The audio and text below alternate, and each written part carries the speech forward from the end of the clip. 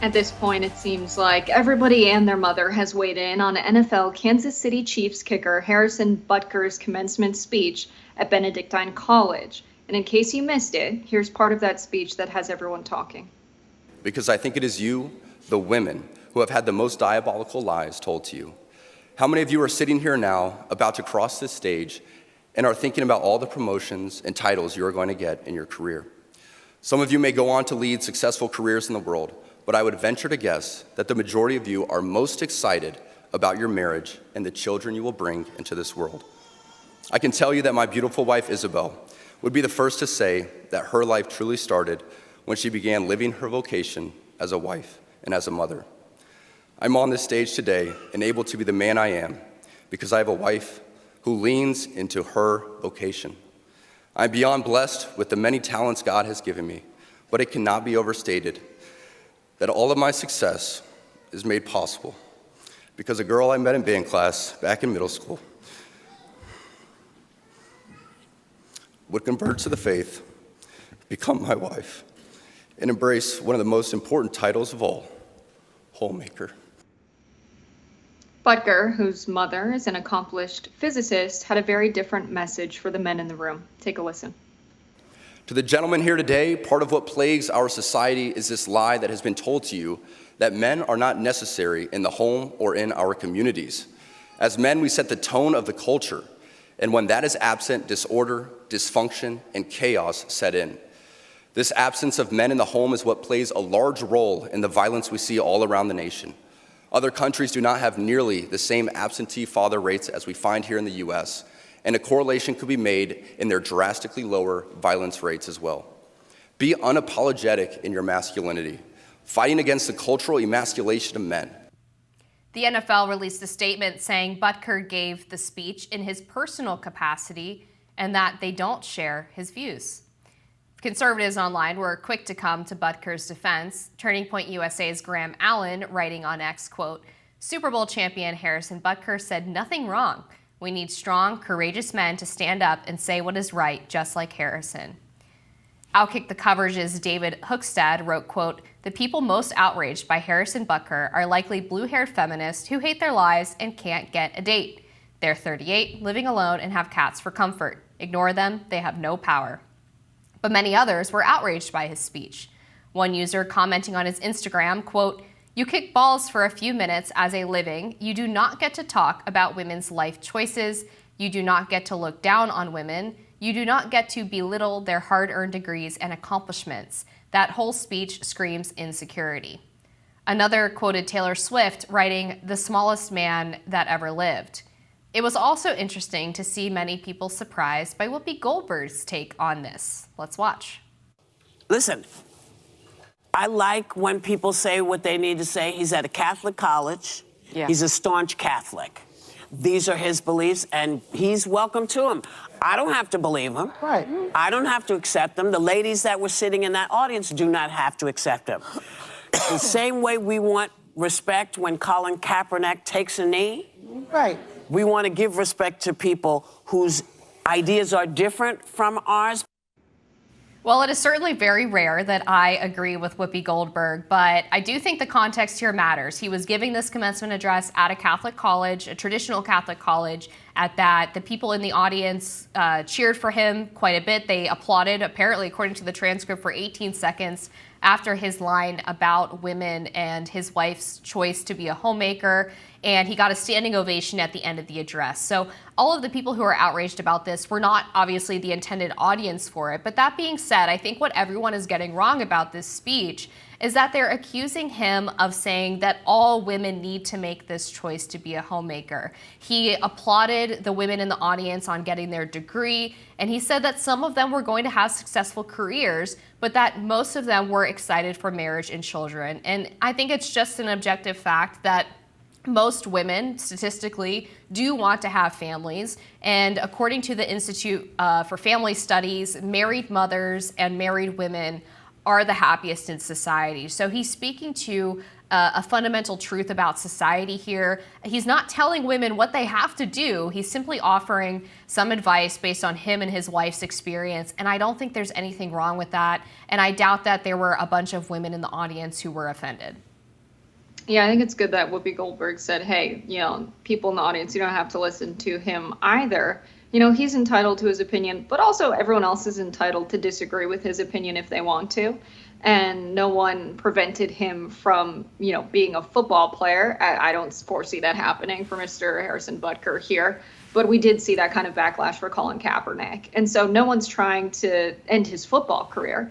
I mean, Ray Gun is making shirts that say small kick energy, which is just devastating. I can't imagine stepping on the field when people in the stands are wearing that shirt. Nevertheless, he's not being prevented by the league to play his sport for making his political statement. So I just don't agree with that analogy there by Whoopi Goldberg. People are disagreeing with him very freely online simply because, I think feminism is not just women only have careers. I'm also not a blue-haired 30-something-year-old who isn't dating.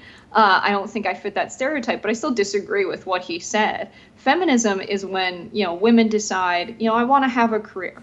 Or women decide, I want to have a baby. I love that for you. Or women decide, I want to have a career and have a baby and get married. I love that for you too. But when a guy tells women how they should make their decisions and why, I just don't love that. I don't think it's necessary. And so I think that's why people are annoyed by it, because it's just a ridiculous thing coming from a guy to say your most valued, role in the world will be this for most. But he didn't say that. He said one of the most valued roles is homemaker, right? And so I think that's where the thread is getting lost, because people are accusing him of trafficking in these objective one way or another scenarios when he's talking in generalities. He said most of you probably want to get married and have kids. Some of you will have and careers. It might not be most of them. That's my point.